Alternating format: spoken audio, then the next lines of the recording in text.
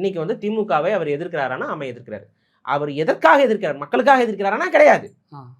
தனக்காக எதிர்க்கிறார்.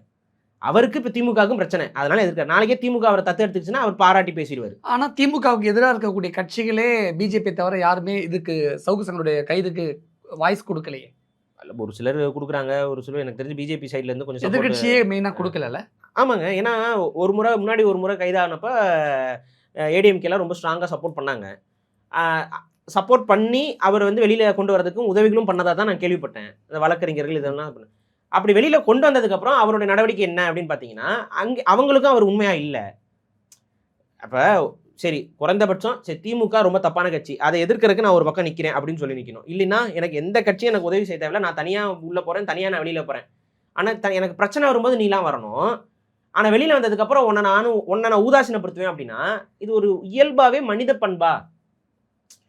ஒன்றா சுத்தத்தின் அடையாளமாக இருந்து நீங்கள் என்ன பண்ணணும்? இவன் ஒரு களவாணி பைய, நீ ஒரு களவாணி பைய, ஒரு களவாணியை எதிர்க்கிறதுக்கு நான் இன்னொரு களவாணியோட போய் சேர மாட்டேன் அப்படின்னு சொல்லிட்டு ஒதுங்கி நிற்கணும். எனக்கு பிரச்சனை வந்தால் நான் தனியாக பார்த்துக்கிறேன்னு சொல்லிட்டு தனியாக அவர் பார்த்துக்கிட்டு போயிருக்கணும். அது பார்க்குற அளவுக்கு அவர்கிட்ட காசு இல்லைன்னு சொல்லக்கூடாது யாரும். அவர்கிட்ட காசு இருக்குது. ஏன்னா அவர் பாருங்க, அவ்வளோ பெரிய அப்பார்ட்மெண்ட் வாங்குறாரு, அவ்வளோ பெரிய கார்கள் வாங்குறாரு, எல்லாம் வாங்குறாரு, பண்ண முடியுது அவரால். ஒரு பெரிய ஆஃபீஸ் அவரால் போட முடியுது, பல பேருக்கு சம்பளம் கொடுக்க முடியுது. அப்போ ஒரு பெயில் பெட்டிஷனை போட்டு அவரால் வெளியில் வர முடியாதெல்லாம் இல்லை. அப்போ ஆனால் அந்த டைமில் ஏடிஎம்கேவுடைய ஈகோ சிஸ்டம் அவருக்கு தேவைப்படுது, அது வழக்கறிஞர் படை தேவைப்படுது அவருக்கு. அப்போ என்ன பண்ணுறாரு? ஏடிஎம்கேக்கு சப்போர்ட்டாக போகிறாரு. அதுக்கப்புறம் வெளியில் வந்ததுக்கப்புறம் திரும்ப ஏடிஎம்கேக்கும் அப்படியே கொஞ்சம் கொஞ்சமாக உள்ளடி வேலையை பண்ணுறாரு. அவங்க எல்லாம் இவருக்கு ஆகாத ஒருத்தவங்களை 2 பேரும் அடிக்க ஆரம்பிக்கிறாரு. இது வந்து அவங்களோட ஸ்திரத்தன்மை உடைக்கும்ல.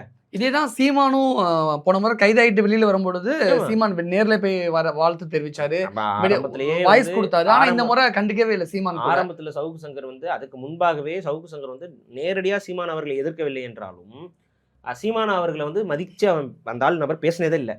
ரெண்டாவது வந்து விடுதலை புலிகளையும் இல்லை மற்ற தமிழ் சார்ந்த அமைப்புகளையும் வந்து மிக கொச்சையாக வந்து பல பொய் அவதூறு கருத்துக்களும் கூட சவுக்கு சங்கர் பேசியிருக்காரு. அதனால ஆரம்பத்துலேருந்தே நாங்கள் எதிர்த்துட்டு வரோம். அந்த நேரத்தில் வந்து சவுக்கு சங்கர் கைது செய்யப்படும் பொழுது அவரோட கருத்தில் நாங்கள் உடன்படலை, இருந்தாலும் அவருடைய கருத்து சுதந்திரத்துக்கு நம்ம வந்து மதிப்பு கொடுக்கணும்னு சொல்லிட்டு சீமான் அவர்கள் ஆதரிச்சாரு. அந்த ஆதரவும் கூட நம்ம தவறுன்னு சொல்லலை. எதை தவறுன்னு நான் விமர்சித்தேன் அப்படின்னா, அப்படி வெளியில் வந்த சவுக்கு சங்கரை வந்து நான் வேட்பாளராக நிப்பாட்டுவேனாரு.